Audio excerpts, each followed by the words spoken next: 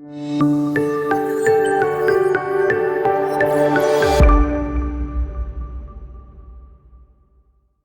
بەڕێزان، من وسام ئەحمەدم.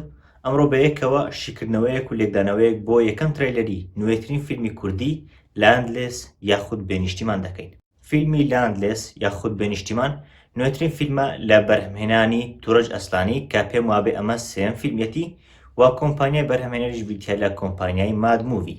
فیلمەکە دەتوانم بڵێم کۆلابرێشنێکە لە نێوان سێ وڵات، هەرێکە لە تورکیا و سووریا و عێراق، بەتایبەتیش ناوچەکانی کوردستان لەو سێ وڵاتە. قەراریشە لە جەژنی قوربان ئەم فیلمە لە کوردستان پەخش بکرێ، هەرچەندە لە ئێستادا لە ڤیستیڤاڵی لەندەن پەخش کراوە، بەڵام بۆ یەکەم جار لە سینەماکان قەرارە لە جەژن لە سینەماکانی کوردستان پەخش بکرێت. ئەکتەرانی ئەم فیلمە بەگشتی ئەکتەری ناسراون، بەڵام ڕۆڵە سەرچیەکە کە ڕۆڵی یەکەمینە دراو بە ئافرەتێک ئەویش بریتە لە هانی موشتەهیدی کە پێشتر تەنها گۆرانی بێژ بووە، ئەمە یەکەم کاری ڕۆڵجێڕانێتی.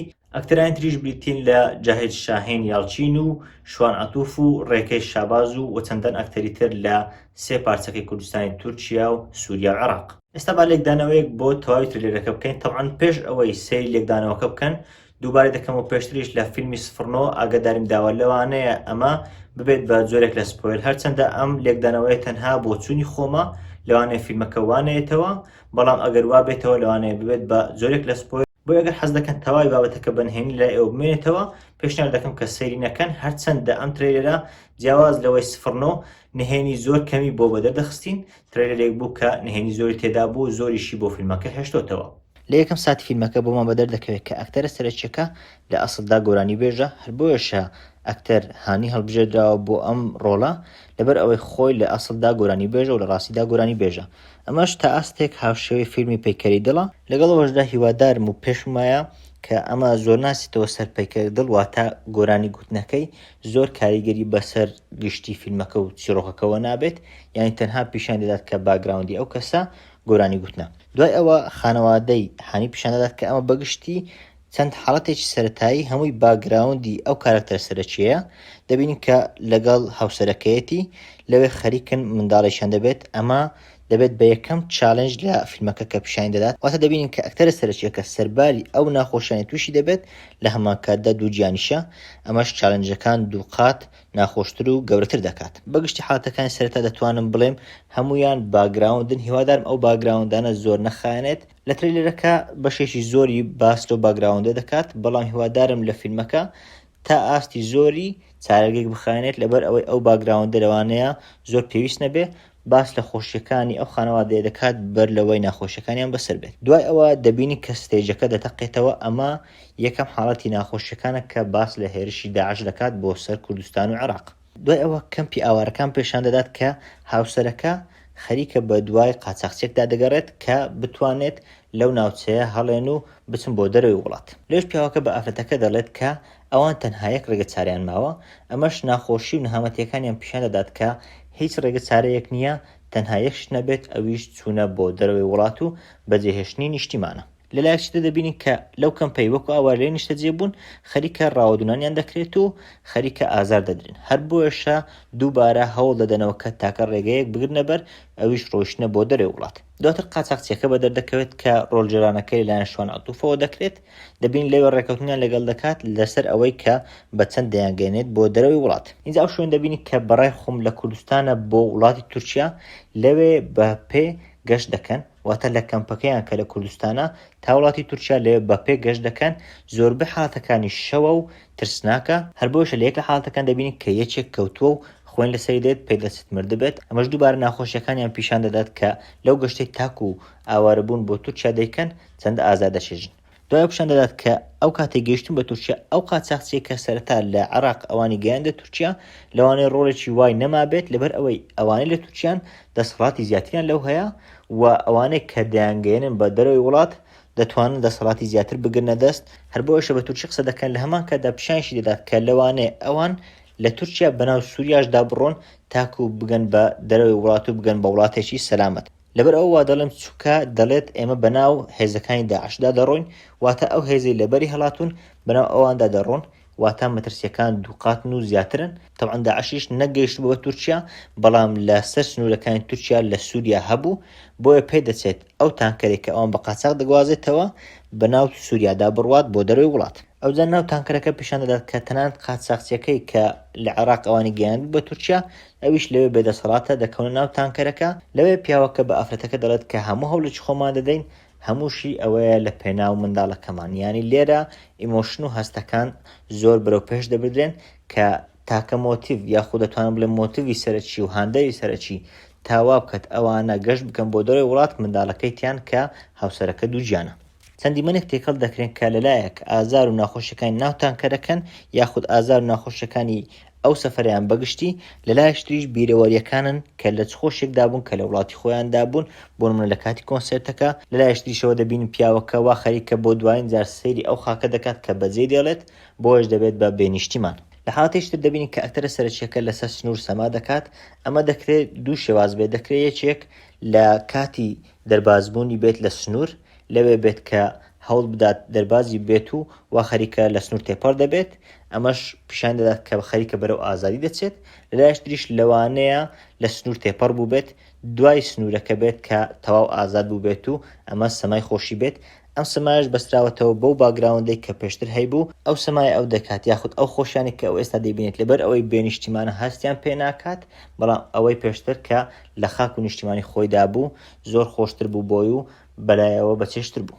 بەشێکتری ئەو کێشانەی کە لە ناو گەشتەکەیان تووشی دەبن لەگەڵ قاچاقچیەکانە. دەبینین کە بەشێک لەو دیمەنانە دەبینین کێشەیە لە نێوان قاچاقچیەکان و ئەوانەی کە گەشت دەکەن، چ لە نێوان پیاوەکە و قاچاقچیەکان، چ قاچاقچیەکان بەگشتی. وەک دەبین لە یەک لە حاڵەتەکان پیاوێک لەسەر تانکەرەکەیە کە ڕێکەشاباز ڕۆڵەکەی دەجێڕێت، پێشتریش باس کراوە کە ئەو کەسایەتیەکی زۆر توند و دڕەقە.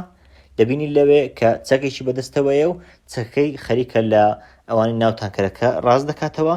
لەلایەشتر تانکەرەکەیان بەسەرۆ قەپا دەکریانی، دەبینی کە سەرباری ئەوەی ئەوان لە حاڵەتێک هەڵدێن بەڵام خۆیان دەخەنە مەترسێکی زۆرەوە. لەلایەشتر پێدەچێت هەر لە ناو تانکەرەکەونە ئەو قاچاقچیانە یاخود ئەوانش کە قاچاقچینین و لەگەڵ ئەوان ئاوارە بوون خیانەتێک بکرێ، پێدەچێت ئەوان ئازارێکی زیاتر بچێژن. وەک دەبین لە یەک لە حاڵەتەکان هەندێک ئاو دەکرێتە ناو تانکەرەکە، ئەوانیش جلی دژە ئاویان لەبەرە، بەڵام پێدەچێت ئەوان ناو تانکەرەکە بمێنەوە و ئاو بکرێتە ناو تانکەرەکە. ئەمەش دەکرێت دوو هۆکار بێت، یان ئەوەی تا ئەوانە هەڵبخەڵەتێن کە لە دەرەوە سەیر دەکەن تاوا بزان تەنها ئاوی تێدایە، یاخود دەکرێت خیانەتێک کرابێت و هەوڵ بدرێت ئەوانە بخنچێنرێن. دوانی وتەش کە دەبینین ئەکتەر شوان عەتوف لەگەڵ هانی قسە دەکات و دەڵێ ئەو ئینسانەی زمانی دایکی نەزانێت خاچی نییە. ئەمەش دەکرێت پەیامی تەواوی فیلمەکە بێت، واتە تۆ ئەگەر لە هەر شوێنێک بیت لەبەر ئەوەی زمانی دایکی خۆت دەزانیت، زمانی ئەسلی خۆت دەزانیت، خاک و نیشتیمانی خۆت هەیە، و ئەگەر کەسێک کە خاک و نیشتیمانەکەش لێ داگیر بکات لەبەر ئەوەی تۆ زمان و کەسایەتی و خاچی خۆت دەناسی، بۆیە تۆ خاکت هەر هەیە. ئەگەر خاکێکی فیزیکالیش نەبێت لە ناو دڵدا خاک خۆت هەر هەیە، چ لێرە بیت چ لە دەروی وڵات. بەگشتی ئەمە پێداچوونەوەی من بوو بۆ تریلەرەکە. ئەگەر هەندێک بۆچوونی خۆمی لەبارەوە دەبڕم، یەکەم شتیان هەست دەکەی لە فیلمەکە تا ئاستێک تێکەڵەیەکە لە بەرهەمەکانی بەهمەنی قوبادی، بەڵام بە شێوازێکی نوێگەرانە و گونجاو لەگەڵ کۆمەلگەی ئێستا و لەگەڵ بیر و هەستی بینەری ئێستا. طبعاً من ڕێزم هەیە بۆ بەهمەنی قوبادی یەکێکە لە باشترین بەرهەمهێنەران دەرهێنەرانی کورد، ئەگەر باشترین نەبێت. بەڵام هەست دەکەم بەرهەمەکانی بەهمەنی قوبادی بەگشتی زۆر دڵگیر نەبوون، بە تایبەت بەلای گەنجان و بەلای جیلی نوێوە. بەڵێ بەرهەمەکان زیاتر بەرهەمی ڕەخنەیی بوون، یاخود دەتوانم بڵێم هەندێک بەرهەمەکان ژانی گەلی کوردیان پێشان دەدا کە ئەمانەش زۆر پێویست بوون، بەڵام بەگشتی لەبەر ئەوەی تۆنەکەیان تا ئاستێک تاریک و تا ئاستێک ناڕۆم بوو، بۆیە پێم وابێ خەڵکانێکی زۆر بە تایبەت لە جیلی گەنج خەڵکانێکی زۆر کەم حەزیان بەم فیلمانە بوو کە بەهمەنی قوبادی بەرهەمهێنانی بۆ کردبوون. ئەم فیلمە بەشێکی لە بیرۆکەکانی بەهمەنی قوبادی وەرگیراوە، تا ئاستێک تاریکە، پەیامەکەی زۆر بەهێزە کە باس لە ژانێکی نوێی گەلی کورد دەکات.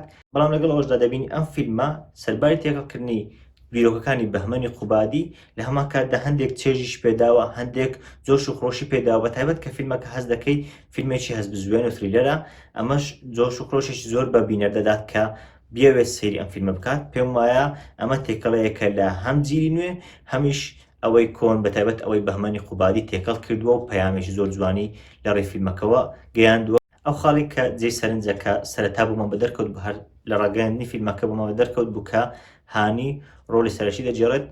ئەمەش هاوشێوەی هەڵبژاردننی هەڵوێست بوو لە فیلمی پێکەری دڵ، بەڵام ئەوەی ترێلەرەکە من بینیم جیاوازێکی زۆر هەست پێ دەکران لەوەی کە هەڵوێست هەڵبژێدراوە. طبعاً ئەو ڕۆژجێڕانێک کە هەڵوێست جێڕای لە فیلمی پێکەری دڵ ڕۆژجێڕانێکی جوان بوو بە پێی فیلمەکە بوو، بەڵام ڕۆژجێڕانێکی تایبەت نەبوو، یانی دەتوانم بڵێم ڕۆژجێڕانێک نەبوو کە ئاستی ئەو لە ڕۆژجێڕان پیشان بدات، بەڵام ئەوەی تا ئێستا لە ترێلەرەکە دەبینی کە هانی بەڕاستی پێدەچێت ڕۆژجێڕانێکی زۆر نایاب بجێڕێت کە دەتوانم بڵێم نافەسەی ئەوە تەران دەکات کە چەندان ساڵ ڕۆڵیان جێراوە لە فیلمەکاندا بە تایبەت لەناو کورد.